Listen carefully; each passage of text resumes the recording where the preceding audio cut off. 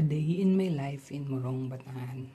Pagkagising pa lang, nagkakape muna habang nagsuscroll sa Facebook. After magkape, papunta na kami ni Mama sa tapi.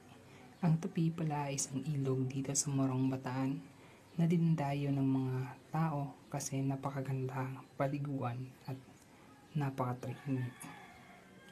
It was a long way para makarating dito. Maraming daan na paliko-liko, pero pag kayo ay dumating dito, napaka-satisfying naman ng lugar. Napakatahimik at napakalamig ng tubig.